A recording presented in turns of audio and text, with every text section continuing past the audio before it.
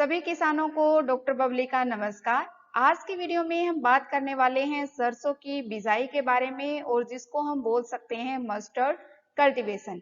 कैसे हम सरसों की ज्यादा पैदावार ले सकते हैं, कौन कौन सी किस्में हैं जो ज्यादा पैदावार दे सकती हैं, और मस्टर्ड में सरसों में होने वाले बहुत सारी जो बीमारियां हैं या फिर कीट का जो अटैक होता है उनको कैसे कंट्रोल किया जा सकता है और कैसे मस्टर्ड में खरपतवार होते हैं उनको कंट्रोल किया जाए।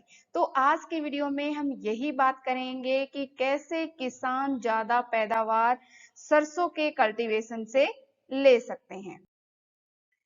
सरसों एक मुख्य तिलहन फसल है और इसको भारत में मुख्य तौर पर उगाया जाता है। भारत में भी राजस्थान, हरियाणा, मध्य प्रदेश, उत्तर प्रदेश और महाराष्ट्र में सबसे ज्यादा उगाया जाता है। जो सोयाबीन होती है और जो पाम क्रॉप होती है उसके बाद तीसरे नंबर पे सरसों की क्रॉप आती है। इस क्रॉप की एक जो महत्वपूर्ण बात है कि इस क्रॉप को आप जो इरिगेटेड एरिया है, जहाँ पे सिंचित एरिया है, या फिर बरानी एरिया जहाँ पे जो इरिगेशन फैसिलिटी है या पानी की फैसिलिटी नहीं है, वहां पे भी ये क्रॉप लगाई जा सकती है।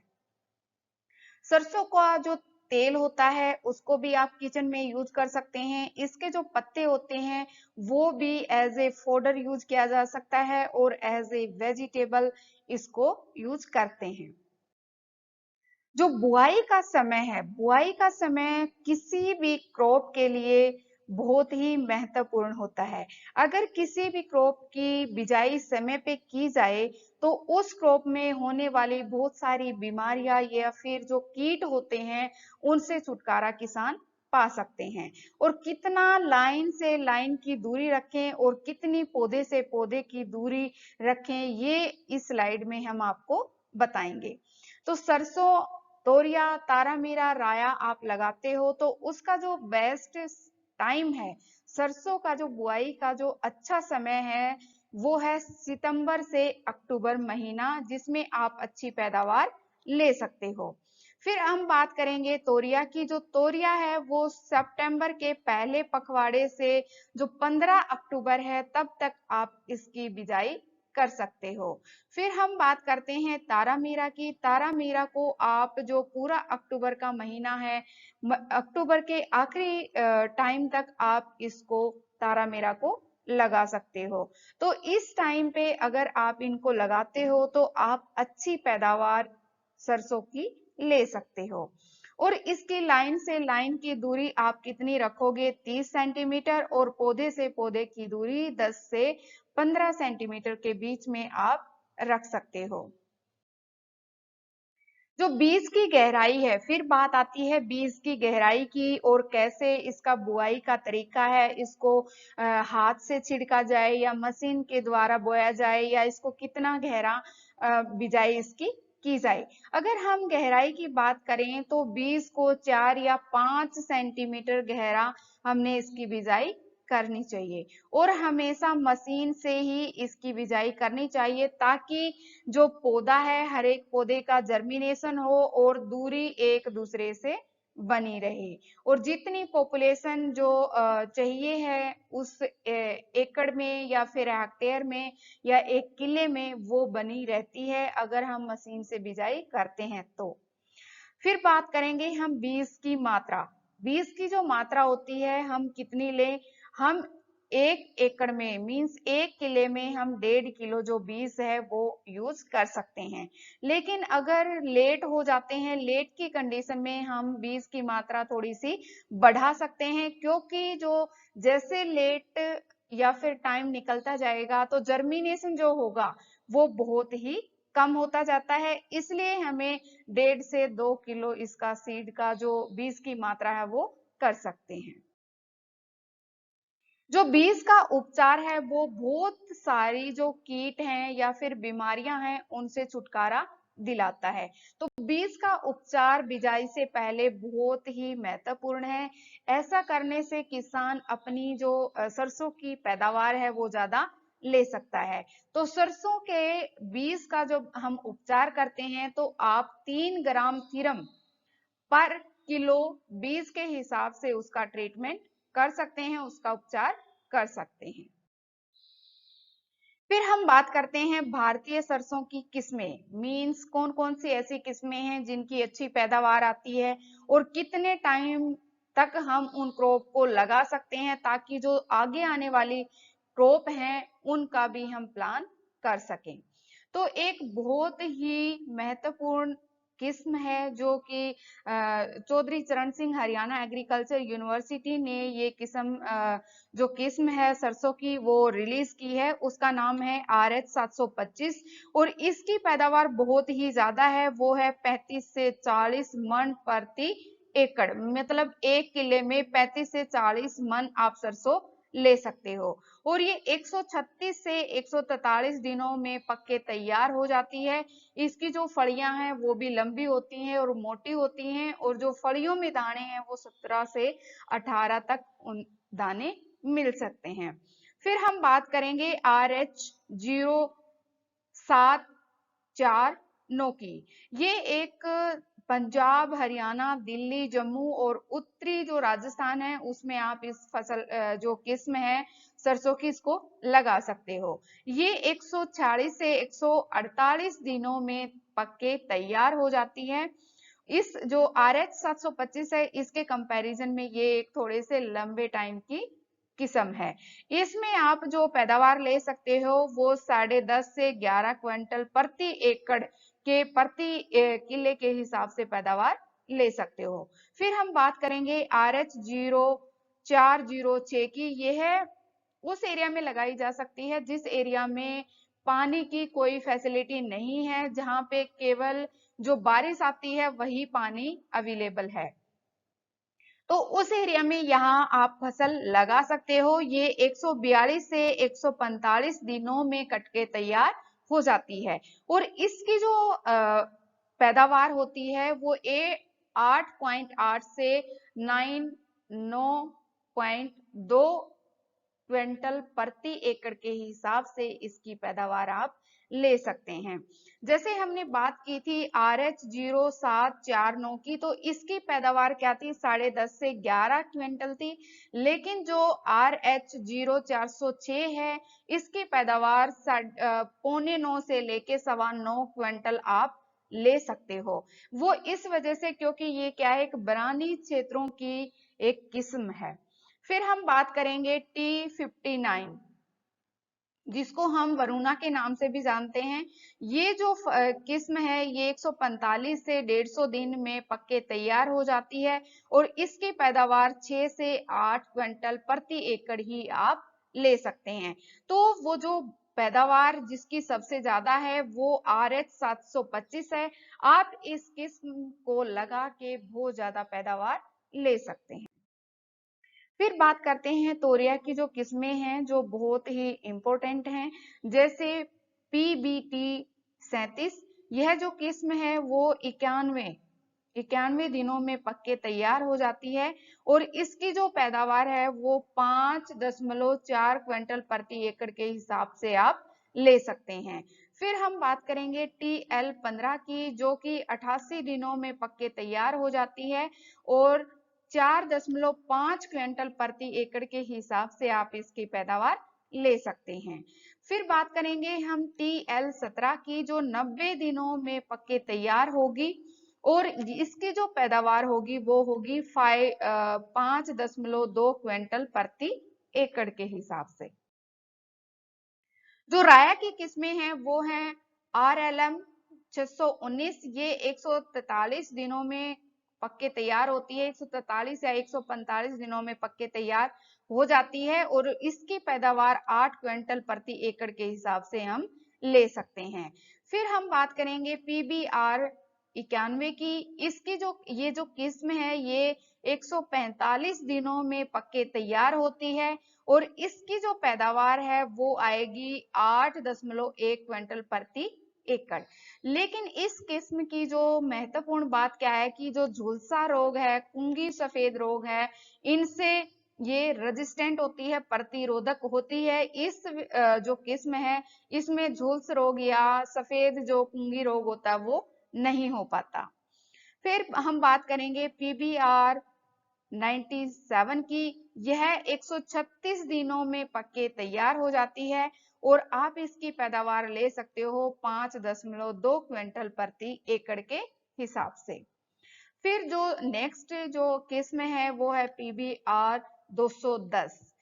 ये एक ऐसी फसल है जो किस्म है जो 150 दिनों में पक के तैयार होती है और आप इससे 6 क्विंटल प्रति एकड़ के हिसाब से पैदावार ले सकते हैं। जो नेक्स्ट किस्म है वो है RLC 3, जिसकी आप पैदावार ले सकते हैं 7.3 क्विंटल प्रति एकड़ के हिसाब से।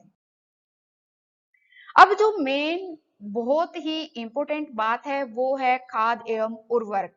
अगर हमें खेत की जो आपकी मिट्टी है उसकी जो उर्वरकता है वो बनाए रखनी है, तो हमें जो हरी खाद होती है या गोबर की खाद होती है वो डालने की बहुत ज्यादा जरूरत है। तो वो क्या करेंगे, जैसे ही हमें ये हो कि बहुत ही सड़ी हुई गोबर की खाद है तो उसको 7 से 12 टन पर एकड़ की दर से अच्छी तरह मिट्टी में मिला दें जब हमें बिजाई करनी है उसके 15 दिन पहले, ताकि वो अच्छे से उसके अंदर मिल जाए। और जैसे ही हम बिजाई करें 15 दिन के बाद फिर उस जो बीज है उसको अच्छे से खाना मिलता रहे। सरसों में आप यूरिया डालते हो, सिंगल सुपर फॉस्फेट डालते हो और म्यूरेट और पोटास डालते हो। इसमें आप सबसे पहले आपको क्या करना है कि जो सोयल का टेस्ट है वो बहुत ही जरूरी है। सोयल टेस्ट करवाओ, उसके अकॉर्डिंग फिर कितना नाइट्रोजन की कमी है, फास्फोरस की कमी है या पोटासियम की कमी है, उसके अकॉर्डिंग ही आप खेत में ये फर्टिलाइजर यूज करें, ताकि आपका भी ज्यादा जो पैसा है वो वेस्ट ना हो। अगर बाई चांस कोई फार्मर अपनी जो मिट्टी है उसका टेस्ट नहीं करवा पाता है तो उस सरसों की फसल के लिए आप 90 किलो यूरिया डालें और 75 किलो सिंगल सुपर फॉस्फेट डालें, क्योंकि सल्फर बहुत ही ज्यादा जरूरी है जितनी भी तिलहन की फसलें हैं उनके लिए। और 10 किलो इसमें आप म्यूरेट और पोटास प्रति एकड़ के हिसाब से डाल सकते हैं। लेकिन जो कम वर्षा वाले क्षेत्र हैं जिनमें केवल बहुत ही कम मात्रा में वर्षा होती है या फिर इरिगेशन फैसिलिटी नहीं है, वहां पे आप urea, single super phosphate and muriate of potash जब आप बिजाई करें उसी टाइम पे ये तीनों के तीनों जो फर्टिलाइजर हैं उनको मिक्स कर दें सोयल के अंदर। लेकिन अगर आपके पास पानी की उपलब्धि है, अवेलेबल है, आपके पास इरिगेशन फैसिलिटी है, तो आप एक काम कर सकते हो कि जैसे आधा आपने यूरिया लिया, जैसे 90 किलो हमने यूरिया बताया, तो 45 किलो यूरिया आप कब डाल सकते हो, बिजाई के समय। और पूरी मात्रा आप किसकी ले सकते हो, सिंगल सुपर फॉस्फेट और म्यूरेट ऑफ पोटास की। बिजाई के समय आपको ये जो फर्टिलाइजर है वो डालने हैं। लेकिन जो 45 किलो यूरिया बचा हुआ है उसको आप जब पहली इरिगेशन दोगे उस टाइम पे उनको डाल सकते हो। फिर हम बात करते हैं खरपतवार की। देखो जो सरसों है, सरसों क्या है, उसका जो पौधा होता है वो बहुत ज्यादा स्पेस घेर लेता है, बहुत ज्यादा एरिया घेर लेता है।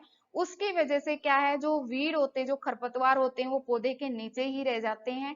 तो इसमें इतनी ज्यादा जो हर्बिसाइड है या फिर ये निराई गुड़ाई की इतनी जरूरत नहीं होती। लेकिन अगर फिर भी अगर किसी खेत में बहुत ही ज्यादा खरपतवार हो जाते हैं तो आप 2 या 3 निराई गुड़ाई करवा सकते हैं 15 दिन के अंतर पे। लेकिन अगर कहीं पे लेबर अवेलेबल नहीं है और उनके पास केवल एक ही ऑप्शन है कि उनको हर्बिसाइड डालना है, तो वो डाल सकते हैं ट्राइफ्लूरेलिन।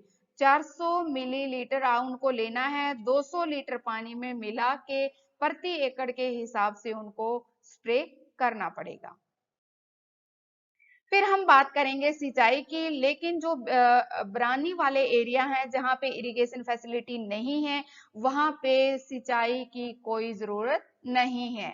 लेकिन जहां पे इरिगेशन फैसिलिटी है वहां पे आप 20 या 25 दिन की जो गैप है उस पे आप इरिगेशन खेत के अंदर दे सकते हैं, जिससे जो सरसों की क्रॉप है उसकी ज्यादा से ज्यादा पैदावार आप ले सकते हैं।